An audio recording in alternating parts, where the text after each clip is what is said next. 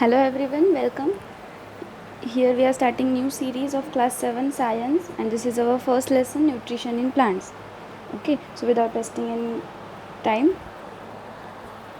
we will start.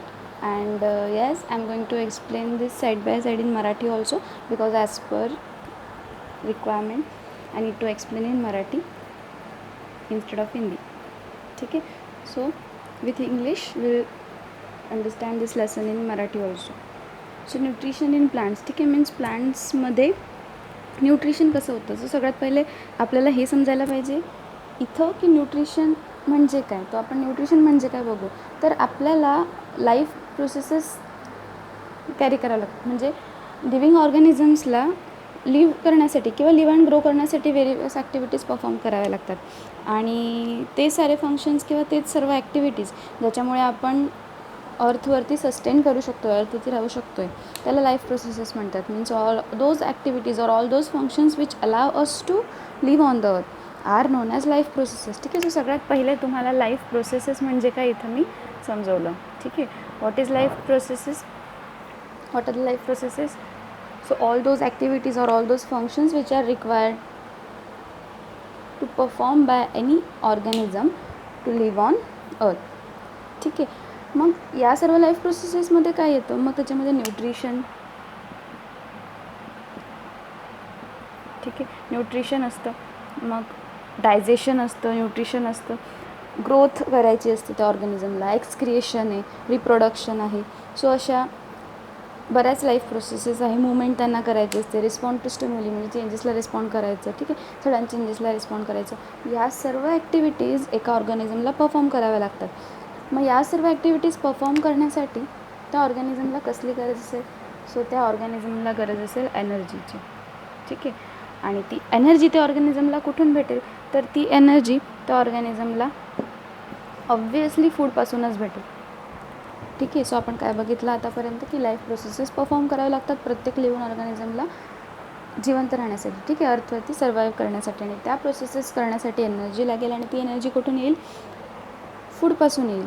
So nutrition म्हणजे काय, तर न्यूट्रिशन ही एक प्रोसेस आहे जिच्यामध्ये आपण, न्यूट्रिशन म्हणजे काय, तो nutrition is a process in which food is taken in. ठीक आहे. Process of taking in food.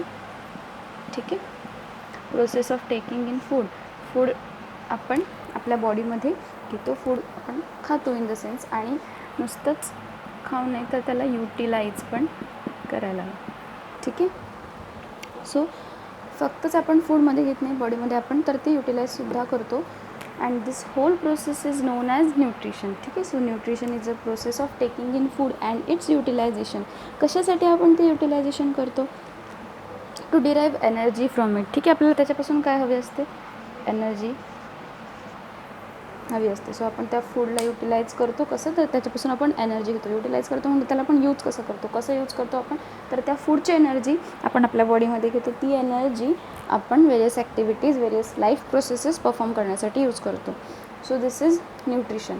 मग न्यूट्रिशनमध्ये जे आपण फूड टेकिंग करतो, मीन्स जो इंटेक घेतो आहे आपण फूडचा, त्या फूडमध्ये खूप सारे न्यूट्रिएंट्स असतात. मग इथं आपल्याला न्यूट्रिएंट्स म्हणजे काय हे बघायचं आहे. न्यूट्रिएंट्स म्हणजे सर्व केमिकल सबस्टन्सेस जे तुमच्या फूडमध्ये असतात. ठीक आहे.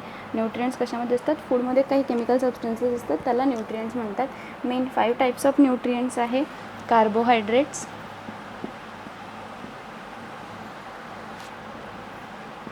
फॅट्स. ठीक आहे. 2 सांगते तुम्हाला मी. कार्बोहायड्रेट्स आणि फॅट्स हे दोघं एनर्जी गिविंग असतात. फॅट एनर्जी स्टोअर करतात, कार्बोहायड्रेट इन्स्टंटली एनर्जी देतात. ठीक आहे. कार्बोहायड्रेट हे स्टार्चच्याच फॉर्ममध्ये असतं.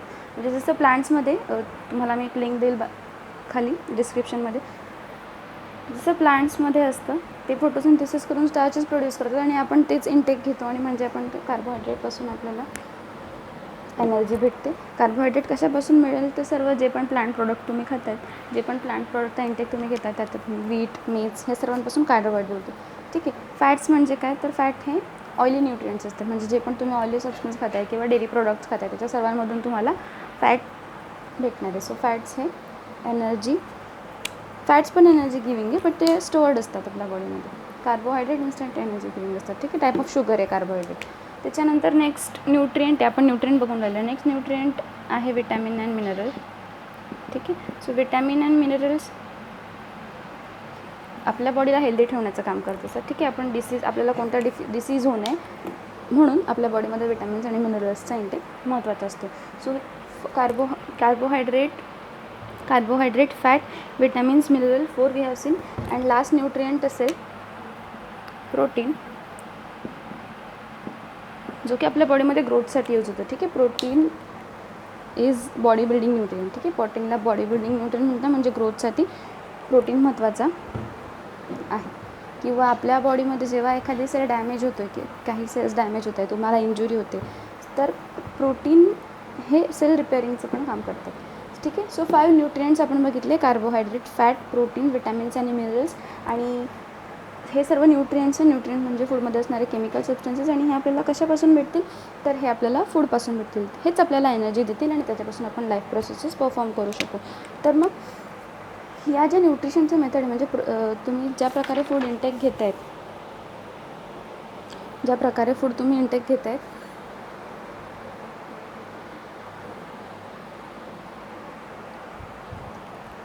त्याच्यावरून न्यूट्रिशनचे मोड्स आहे. ठीक आहे. मोड म्हणजे so we can say here ways of intake food. ठीक आहे. कसं तुम्ही ते फूड इंटेक घेताय त्याच्यावरून आपण मोड्स ऑफ न्यूट्रिशन ठरवतो. सो आपण 2 मोडमध्ये न्यूट्रिशन घेतात, म्हणजे 2 प्रकारे लिव्हिंग ऑर्गॅनिझम न्यूट्रिशन घेतात. सगळ्यात पहिलं ते त्यांचं एक प्रकार आहे की ते त्यांचं स्वतः फूड प्रोड्यूस करतात. ठीक आहे. स्वतः त्यांचं फूड प्रोड्यूस करतात. आणि सेकंड टाईप आहे की जे दुसऱ्याने प्रोड्यूस केलेलं म्हणजे दुसऱ्या ऑर्गॅनिझमने प्रोड्यूस केलेल्या फूडवरती डिपेंड राहतात. तर जे असे स्वतः त्यांचं फूड प्रोड्यूस करतात त्यांना आपण म्हणतो ऑटोट्रॉप्स. त्या ऑर्गॅनिझम्सला आपण म्हणतो ऑटोट्रॉप. आणि जे दुसऱ्या ऑर्गॅनिझमवरती डिपेंड असतात त्याला हेटेरोट्रॉप्स. ओके. जे स्वतः त्यांचं फूड प्रोड्यूस करतात त्यांना आपण ऑटोट्रॉप्स म्हणतो. आणि जे दुसऱ्या ऑर्गॅनिझमवरती डिपेंड करतात त्यांना आपण हेटेरोट्रॉप्स म्हणतो. Okay.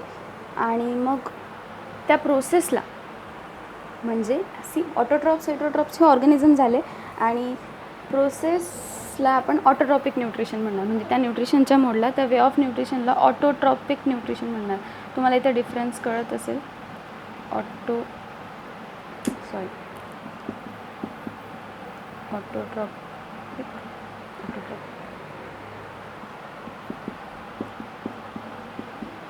Autotrophic nutrition and heterotrophic.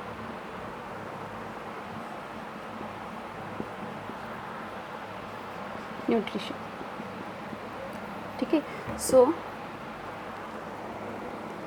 Autotrophic न्यूट्रिशनला आपण कसं डिफाईन करणार? ठीक आहे. So it's a mode of nutrition in which organism prepare their food themselves. And heterotropic nutrition is a mode of nutrition in which organism depend on another organism for food. All animals undergo heterotropic nutrition, so we can say all animals are heterotrophs, and few plants are also heterotrophs. And all plants prepare their own food, so all plants undergo autotrophic nutrition, and all plants are called autotrophs. ठीक आहे. So autotrophic nutrition and autotrophs यातला difference वेगळा. ठीक. Autotrophs आपण म्हणतो तेव्हा आपण त्या ऑर्गॅनिझमला म्हणतो, आणि ऑटोट्रॉफिक न्यूट्रिशन म्हणजे ती प्रोसेस आहे. सो ही एक फ्लो चार्ट आपण बघितला. न्यूट्रिशनवरून 2 टाईप्स आहे, ऑटोट्रॉफ आणि हेटेरोट्रॉफ. आता इथेच आपण हेटेरोट्रॉपिक न्यूट्रिशनचे 3 वेज बघू. हेटेरोट्रॉपिक न्यूट्रिशनचे म्हणण्यापेक्षा आपण हेटेरोट्रॉपचे 3 पार्ट्स आहेत. मला वाटतं आणि बोर्डमध्ये कवर नाही होत होतं. ठीक आहे.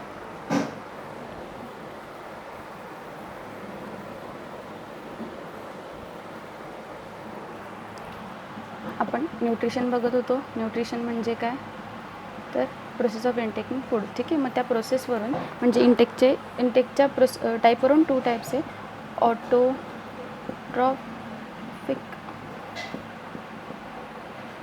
And heterotrophic. ऑटोट्रॉपिक न्यूट्रिशन म्हणजे स्वतः त्यांचं फूड बनवतात. हेटेरोट्रॉपिक म्हणजे दुसऱ्या ऑर्गॅनिझमवरती डिपेंड राहतात. आणि मग त्याचे पुन्हा 3 सब टाईप्स आहे. ठीक आहे. म्हणजे हेटेरोट्रॉफ्स ऑर्गॅनिझम 3 टाईपचे. ठीक आहे. सगळ्यात पहिले आहे हर्बिवोर्स. हर्बिवोर्स म्हणजे असे ऑर्गॅनिझम किंवा असे ॲनिमल्स की जे फक्त प्लांट्सवरती डिपेंडंट आहे, ते ॲनिमल्सवरती डिपेंडंट नाही आहे. ठीक आहे. मग सेकंडमध्ये येतात जसं की बघा, हर्बिवोर्समध्ये म्हणायचं झालं तर डिअर, एलिफंट, हे सर्व हे फक्त प्लांट्सवरती डिपेंडंट आहे. त्याच्यानंतर कार्निवोर्स.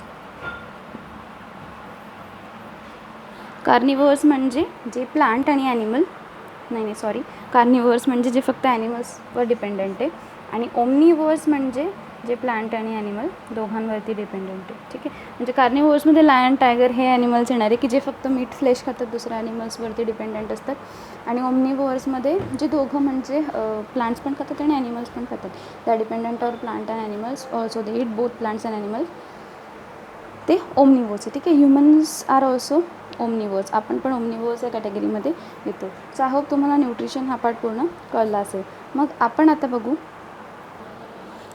बघू न्यूट्रिशन इन प्लांट्स डिटेल. ठीक आहे. प्लांट्समध्ये न्यूट्रिशन कसं घेतलं जातं आपण ह्या लेसनमध्ये मेनली ते बघणार आहे. न्यूट्रिशनचे टाईप वगैरे आपण डिस्कस केले. तर प्लांट त्यांचं फूड प्रोड्यूस करतं फोटोसिंथेसिसने. Plants prepare their food by photosynthesis. ठीक आहे. प्लांट त्यांचं फूड फोटोसिंथेसिसने प्रोड्यूस करतात. आणि फोटोसिंथेसिस कसं केलं जातं तर मी एक लिंक पाठवेल, डिस्क्रिप्शनमध्ये एक लिंक टाकेल. त्या लिंकमध्ये तुम्हाला फोटोसिंथेसिसची पूर्ण प्रोसेस डिटेलमध्ये. So I suggest you to watch that video completely, कारण त्याच्यावरून तुम्हाला पूर्ण प्रोसेस व्यवस्थित समजणार आहे. मी तर फक्त एवढं सांगेल की प्लांट्स फोटोसिंथेसिस करतात कारण त्यांच्यामध्ये एक सबस्टन्स असतो क्लोरोफिल. आणि क्लोरोफिल हा सनलाईटमधून रेड ब्ल्यू लाईट ॲब्झॉर्ब करतो. म्हणजे ॲक्च्युली क्लोरोफिल हा ग्रीन कलर पिगमेंट आहे आणि सनलाईटमध्ये रेड, ग्रीन, ब्ल्यू हे कलर असतात. त्याच्यापैकी क्लोरोफिल ग्रीन लाईट रिफ्लेक्ट करतो आणि म्हणून आपल्याला ते ग्रीन दिसतात. आणि रेड ब्ल्यू लाईट जे ते लीव्स ॲब्झॉर्ब करतात. आणि क्लोरोफिल काय करतो, सनलाईट ट्रॅप करतो आणि त्याच्यामुळे फोटोसिंथेसिस परफॉर्म करतो. कार्बन डायऑक्साईड अँड वॉटर हे दोघं कंबाईन करून फोटोसिंथेसिसची प्रोसेस होते. आणि त्याचे बाय प्रोडक्ट म्हणजे आउटपुटला तुम्हाला ऑक्सिजन हा गॅस प्लांट्स रिलीज करतात आणि सोबत प्रोड्यूस होतं starch. Okay. Means glucose produce होतो which is in the form of starch. आणि मग प्रेझन्स ऑफ स्टार्च आपण चेक करणार आहे नेक्स्ट की खरंच प्लांट्सने फोटोसिंथेसिस परफॉर्म केलं का. तर त्यांच्यामध्ये जर स्टार्च असेल तर त्यांनी फोटोसिंथेसिस परफॉर्म केलं असेल. त्याच्यासाठी सुद्धा एक व्हिडिओ आहे, तो बघून घ्यायचा. त्याच्यामुळे तुम्हाला प्रेझन्स ऑफ स्टार्चसाठी काय काय टेस्ट केलं आहे समजेल. फक्त एक लक्षात ठेवा की क्लोरोफिलमुळे फोटोसिंथेसिस होतं आणि स्टार्च प्रिपेअर होतं. आणि ते स्टार्च आहे की नाही हे चेक करण्यासाठी आपण आयोडीन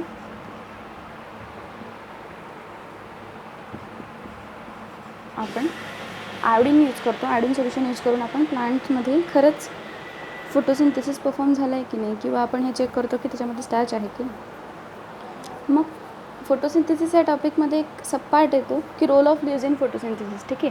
रोल ऑफ लीव्जचा काय रोल आहे फोटोसिंथेसिसमध्ये. तर आपल्या सर्वांना आपण सुरुवातीलाच डिस्कस केलं की लीव्जमध्ये खूप इम्पॉर्टंट सबस्टन्स आहे, दॅट इज क्लोरोफिल. आणि तो क्लोरोफिल लीव्जमध्ये असल्यामुळे तिथे फोटोसिंथेसिस ही प्रोसेस होते. ठीक आहे. सो लीव्जमध्ये जो क्लोरोफिल असल्यामुळे फोटोसिंथेसिस परफॉर्म होतं आहे. सो लीव्जचं फर्स्ट रोल आहे की तिथं क्लोरोफिल आहे. त्याच्यानंतर सेकंड रोल आहे की लीव्जमध्ये स्टोमॅटा आहे. आणि स्टोमॅटा काय करतात तर स्टोमॅटा हे स्मॉल पोअर्स आहे ऑन द लीव्ह सर्फेस. ठीक आहे. छोटे छोटे होल्स आहेत लीव्ह सर्फेसवरती आणि त्याच्या through leaves exchange of gases करतात. ठीक आहे. कार्बन डायऑक्साईड आत घेतला जातो, ऑक्सिजन रिलीज केलं जातो आणि याच्यासाठी स्टोमॅटा हे इम्पॉर्टंट आहे. त्याच्यानंतर स्टोमॅटल ओपनिंग्समधून हे सर्व होतं हे तर माहिती आहे. ठीक आहे. स्टोमॅटाच्या ओपनिंगला म्हणजे असं स्टोमॅटो असतो त्याच्या ओपनिंगला गार्ड सेल्स असतात. ते गार्ड सेल्स स्टोमॅटाची ओपनिंग आणि क्लोजिंग कंट्रोल करतात. मग डेझर्ट प्लांटमध्ये तर लीव्ज नसतात. ठीक आहे. कॅक्टस जो आहे, ठीक आहे, suppose this is a cactus plant, यांना असे स्पाईन्स असतात. ठीक आहे. असे काटे असतात, लीव्ज नाही आहेत, पण त्यांचं स्टेम ग्रीन आहे. ठीक आहे. त्यांचे लीव्ज जे ते स्पाईन्स बनवून गेले, कारण लीव्ज असेल तर त्यांना एक लीव्ज थ्रू ट्रान्सपायरेशन पण होतं, म्हणजे लॉस ऑफ वॉटर होतं लीव्जमधून. आणि त्याच्यामुळे प्लांट्सला सारखं पाण्याची गरज असते. पण डेझर्टमध्ये ही कंडिशन होऊ शकत नाही, कारण त्यांच्याकडे ऑलरेडी वॉटर स्टोरेज कमी आहे. डेझर्टमध्ये ऑलरेडी वॉटर अवेलेबिलिटी कमी आहे आणि म्हणून डेझर्ट प्लांट्सने स्वतःला अडॉप्ट करून घेतलं आहे. त्यांचे लीव्ज जे ते स्पाइन्समध्ये कन्वर्ट होऊन गेले, म्हणजे त्यांच्या लीव्जमध्येच ट्रान्सपायरेशन होत नाही. मग जर त्यांच्याकडे लीव्जच नाही आहे तर फोटोसिंथेसिस कुठं होतं? तर स्टेम त्यांच्यामध्ये आहे. स्टेम आहे, लीव्ज डेझर्ट प्लांट्सकडे स्टेम आहे जे फोटोसिंथेसिस परफॉर्म करतं. या स्टेममध्ये क्लोरोफिल असतं आणि दॅट्स वाय डेझर्ट प्लांट्सचं जे स्टेम आहे ते फ्लेशी असतं, जाड असतं, वॉटर असतं त्याच्यामध्ये. ओके, मग असे पण काही प्लांट्स आहे की ज्यांचे लीव्ज डिफरंट कलरचे, म्हणजे त्यांच्यामध्ये अदर दॅन ग्रीन, रेड वगैरे असे सर्व कलर्स आहेत. ठीक आहे, असे अदर कलरचे पिगमेंट आहे. मग अशा प्लांट्समध्ये होत असेल का? सो हो, फोटोसिंथेसिस होतं, सर्वांमध्ये फोटोसिंथेसिस होतं आहे. मग त्या प्लांट्समध्ये थोडंफार क्लोरोफिल असतं आणि त्याच्यामुळे तरी तिथं फोटोसिंथेसिस होतं. ठीक आहे, म्हणजे फक्त अदर कलर्ड पिगमेंट जास्त असतात, क्लोरोफिलचं अमाऊंट कमी असेल. ओके, आणि त्याच्यामुळे ग्रीन कलर असतो. म्हणजे असं नाही आहे की सपोज हा क्रोटॉन आहे, आपण व्हॅरिगेटेड लीव्ज हा पार्ट बघितला आहे. व्हॅरिगेटेड 4th स्टँडर्डचे व्हिडिओज बघा तुम्ही फर्स्ट लेसनचे, त्याच्यामध्ये बरेचसे कन्सेप्ट क्लिअर होतील. सर्व 7th स्टँडर्डचे स्टुडंट जे पण हा व्हिडिओ बघताय त्यांनी 4th स्टँडर्डचे सुरुवातीचे व्हिडिओ नक्की बघा. सो लीव्जमध्ये व्हॅरिगेटेड लीव्ज म्हणजे डिफरंट कलर. ठीक आहे, हा समजा रेड कलर पाहिजे किंवा मनी प्लांटमध्ये आपण बघतो थोडा व्हाईटिश पार्ट असतो. तर असं नाही की त्याच्यामध्ये ग्रीन कलर नाही आहे, क्लोरोफिल नाही आहे. हा रेड कलर जो आहे तो ग्रीन कलरला कवर करतो. ठीक आहे, सो त्यांच्यामध्ये सुद्धा फोटोसिंथेसिस होत आहेत, जे प्लांट्स किंवा ज्यांचे लीव्स ग्रीन कलरचे नाही आहेत. आणि असे पण आपण प्लांट्स बघितले होते जे फोटोसिंथेसिस करतात. For example insectivores plants.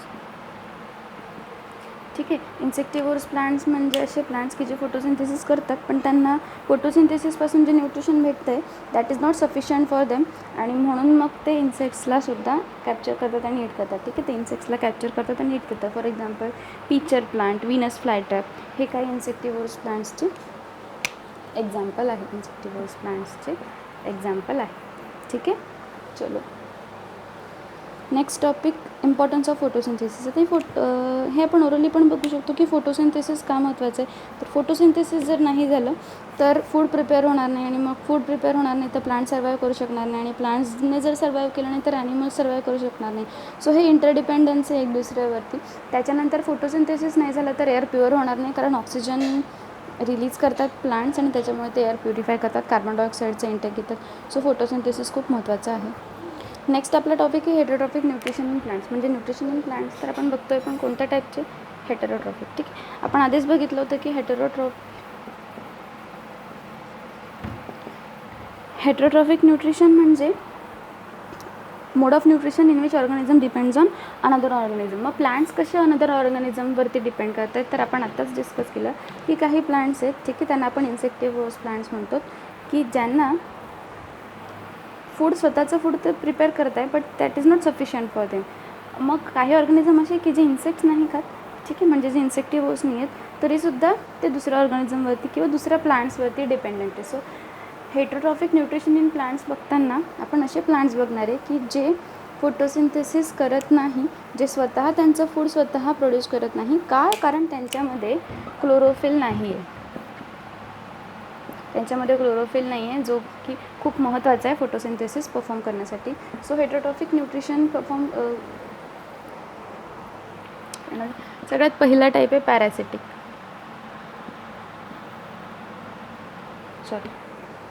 ठीक आहे, सगळ्यात पहिला टाईप ऑफ न्यूट्रिशन आहे पॅरासिटिक प्लांट्स. पॅरासिटिक प्लांट्स म्हणजे असे प्लांट्स की जे स्वतः त्यांचं फूड स्वतः प्रोड्यूस करत नाही, जे दुसऱ्या ऑर्गॅनिझमवरती लिव्ह करतात आणि त्या ऑर्गॅनिझमपासून त्यांचं फूड डिराईव्ह करतात. म्हणजे त्याच्यामध्ये एक होस्ट प्लांट असतो ज्याच्यावरती हे दुसरं पॅरासिटिक प्लांट ग्रो होणार आहे. ठीक आहे, कसकटा किंवा अमरवेल आपण त्याला म्हणतो. हे असे प्लांट्स आहेत जे स्वतः त्यांचं फूड प्रिपेअर करत नाही, तर ते एका दुसऱ्या प्लांटवरती ग्रो होतात. म्हणजे suppose this is plant A. ठीक आहे, आणि हा प्लांट ए फोटोसिंथेसिस परफॉर्म करतो आहे, आणि तिच्यावरती हा प्लांट बी ग्रो होतो आहे आणि तो त्याच्यापासून त्याचं न्यूट्रिशन ॲब्झॉर्ब करणार आहे. ओके, म्हणजे प्लांट बी हा स्वतः त्याचं फूड नाही प्रोड्यूस करणार आहे, तो दुसऱ्या ऑर्गॅनिझमपासून म्हणजे होस्ट प्लांटपासून दुसऱ्या प्लांटपासून त्याचं फूड डिराईव्ह करणार आहे. त्याला आपण म्हणतो पॅरासिटिक. ठीक आहे, पॅरा म्हणजे अदर आणि सिटिक म्हणजे डिपेंडंट. सो दुसऱ्या प्लांटवरती तो डिपेंडंट आहे म्हणून आपण त्याला पॅरासिटिक म्हणतो. सेकंड टाईप आहे हेटरोट्रॉफिक न्यूट्रिशनचा, सॅप्रोफिटिक प्लांट्स.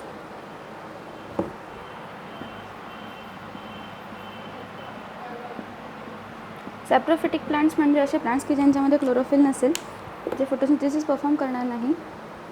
मग ते फूड कसं मिळवतील, तर ते डेड आणि डिकेइंग मॅटर,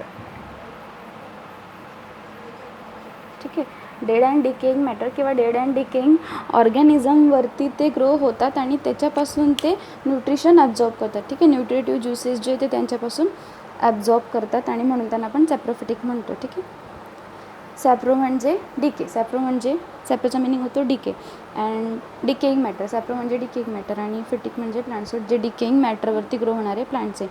जसे की मशरूम, माउलजीड्स, ईस्ट, हे सर्व जे ते डिकेइंग मॅटरवरती ग्रो होतात. तुम्ही बघितलं असेल मशरूम्स कधी कधी ट्रीजचा जो पार्ट आहे म्हणजे जो ट्रीपासून सेपरेट झालेला, ठीक आहे, बार्क आपण त्याला म्हणतो, त्या बार्कवरती ग्रो होतात. असं कधीच नाही आहे की एकदम छान ग्रीन पार्ट आहे ट्रीचा, त्याच्यावरती तिथं मशरूम ग्रो होते. ठीक आहे, तो नेहमी अशा पार्टवरती जो सेपरेट झालेला तो डिके व्हायला सुरुवात झाली, ठीक आहे, रोटिंग व्हायला सुरुवात झाली आणि त्याच्यापासून काय करतात ते डायजेस्टिव्ह ज्युसेस तयार करतात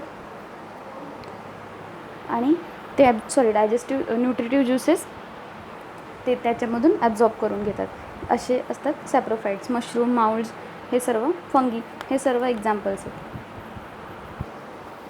नेक्स्ट टाईप आहे इन्सेक्टिव्होर्स और कार्निव्होर्स प्लांट. त्याच्याबद्दल आपण आधीच डिस्कस केलं आहे की ते इन्सेक्ट्सला कॅच करतात का, तर त्यांच्या सॉईलमध्ये